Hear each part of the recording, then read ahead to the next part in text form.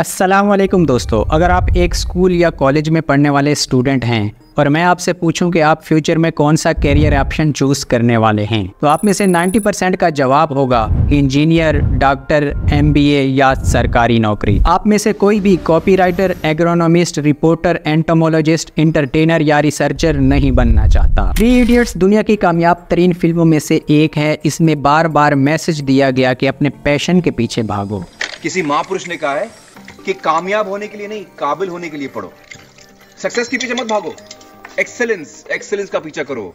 Success झक मार के तुम्हारे पीछे आएगी। लेकिन इस फिल्म के रिलीज होने के 13 साल बाद भी अगर आज हम ग्राउंड रियलिटी देखें तो लोग वही 4-5 गिने चुने कैरियर ऑप्शन के पीछे भाग रहे हैं। इसके पीछे रीजन क्या है? क्या प्रॉब्लम हमारे एजुकेशन सिस्टम का है, या पेरेंट्स और टीचर्स का है, या स्टूडेंट का है? आज की इस वीडियो में गहराई के साथ इसका एक एनालिसिस करते हैं।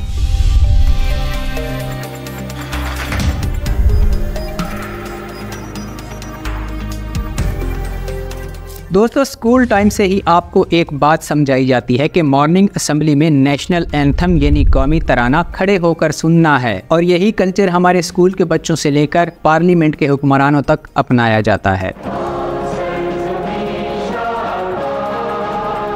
लेकिन क्या आपने कभी सोचा कि खड़े होकर कौमी तराना सुनने से कितना सवाब मिलता है, या खड़े होकर नेशनल एंथम सुनने से मुल्क के अंदर कितनी डेवलपमेंट हो जाती है? शायद कभी नहीं सोचा, क्योंकि आपको स्कूल लाइफ से ऐसे इलॉजिकल टास्क्स में उलझा दिया जाता है जिनका मकसद वेस्टेज ऑफ टाइम के सिवा कुछ नहीं होता। फॉर एग्जाम्पल, लैपटॉप के सामने बैठकर कॉपी पेस्ट की मदद से अपनी असाइनमेंट या थीसिस तैयार करने का बेनिफिट ना ही टीचर को होता है ना ही स्टूडेंट को, और हकीकत में टीचर और स्टूडेंट दोनों रियल रिसर्च और रियल फैक्ट एंड फिगर से वाकिफ ही नहीं होते। अब क्या फायदा हुआ आपकी ऐसी रिसर्च या असाइनमेंट का? दोस्तों, कई रिसर्च पेपर ने यह प्रूफ किया है कि अथॉरिटेटिव पेरेंटिंग स्टूडेंट की सेल्फ स्टीम और कॉन्फिडेंस को कम कर देती है। कई पेरेंट्स और टीचर्स अपने ऊपर ये लेबल लगा लेते हैं कि वो जो कह रहे हैं वही ठीक है। वो खुद को अथॉरिटी फिगर समझने लगते हैं। ऐसे पेरेंट्स और टीचर स्टूडेंट को पनिश करते हैं, मारते पीटते हैं अगर वो गलती से भी डिसओबे कर ले।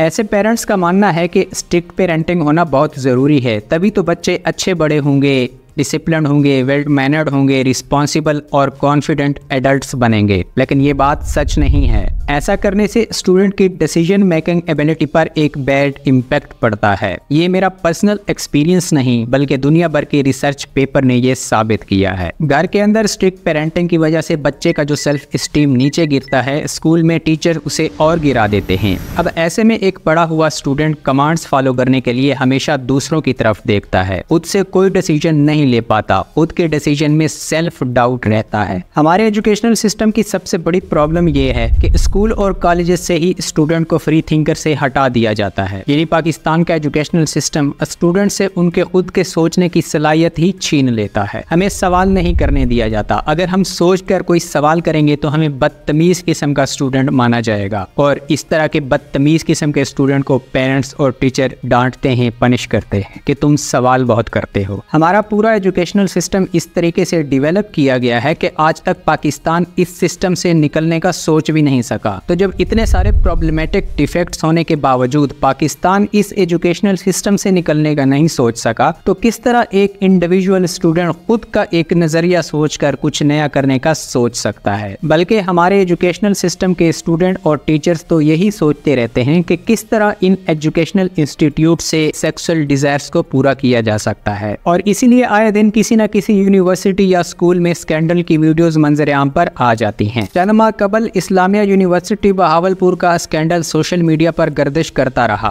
और बाद में यूनिवर्सिटी के वाइस चांसलर ने चीफ सिक्योरिटी ऑफिसर के मोबाइल फोन में स्टूडेंट की 5,500 नाजेबा वीडियो की मौजूदगी का एतराफ भी कर लिया। इसके अलावा दोस्तों, गवर्नमेंट यूनिवर्सिटी DI खान में इस्लामिक स्टडीज डिपार्टमेंट का हेड यूनिवर्सिटी में खवातीन का जिनसी इस्तेहसाल करता रहा, जिसको सरेआम मीडिया पर भी लाया गया। काम नीचे करके दिखा दो इनको जरा एक बार। आप इनको नहीं जानते? अब जानता हूँ। शैतान आ गया था। एग्री कर सकता हूँ।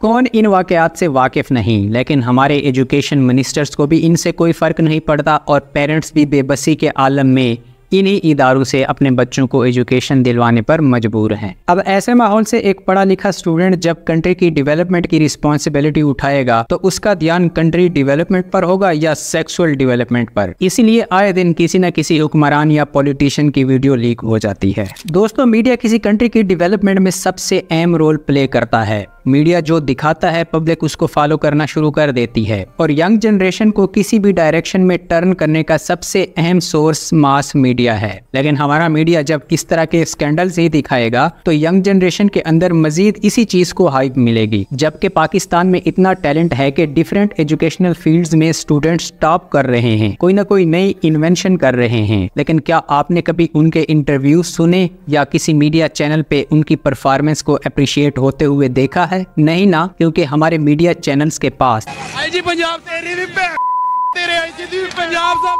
ये सब चलाने के अलावा कोई खबर ही नहीं। अब इससे एक कंट्री की भला क्या डेवलपमेंट होगी। अब अगर स्कूल के करिकुलम की बात की जाए तो स्कूल के करिकुलम में सबसे बड़ी प्रॉब्लम ये है कि अलग अलग कैरियर ऑप्शंस को ढंग से समझाया ही नहीं जाता, उनका एक्सपोजर नहीं दिया जाता। फॉर एग्जांपल, आपको कितनी स्कूल बुक्स या असाइनमेंट्स में journalism, video game designer, video game tester, anthropologist, logo designer, professional social worker या इवेंट मैनेजमेंट जैसे कैरियर के बारे में देखने को मिला है। हमारे स्कूल में जियोग्राफी जैसा सब्जेक्ट तो पढ़ाया जाता है जिसमें जमीन के साख्त के बारे में बताया जाता है, लेकिन क्या आपने कभी सोचा कि मैं एक जियोलॉजिस्ट बन सकता हूँ, एक पैलेंटोलॉजिस्ट बन सकता हूँ या आर्कियोलॉजिस्ट बन सकता हूँ। मैथ की बुक्स में हमें data graph, histogram, standard deviation या मीडियन जैसे चैप्टर देखने को मिलते हैं, लेकिन क्या आपने कभी सोचा कि मैं एक स्टैटिस्टिशियन बन सकता हूँ? शायद कभी नहीं सोचा, क्योंकि टीचर्स जो सिखाते हैं उसे बाहर की दुनिया से रिलेट करना भूल जाते हैं। स्कूल की किताबों में कैरियर के साथ कनेक्शन बनाना शायद कहीं ना कहीं मिसिंग है। शायद स्कूल क्रिएटिविटी इंस्पायर नहीं करते। दोस्तों, सबसे बड़ा सवाल ये है कि कैरियर काउंसलिंग को किस तरह पढ़ाई का हिस्सा बनाया जा सकता है। ये सिर्फ स्टूडेंट की अपनी सैलरी या उनके कैरियर का सवाल नहीं, बल्कि मुल्क की डेवलपमेंट का भी सवाल है। ज्यादातर डेवलप कंट्रीज में देखा गया है कि हर तरह के प्रोफेशंस को इक्वल इंपॉर्टेंस दी जाती है। जब मुल्क में हर तरह के प्रोफेशन के लोग काम करेंगे तभी तो एक होलिस्टिक तरीके से मुल्क की डेवलपमेंट होगी। और पाकिस्तान में बदकिस्मती से ना ही हर तरह के प्रोफेशन के लोग मौजूद है, ना ही कंट्री की होलिस्टिक तरीके से डेवलपमेंट हो रही है। इसी के साथ मुझे दीजिए इजाजत। मिलते हैं नेक्स्ट वीडियो में एक नए टॉपिक के साथ। तब तक के लिए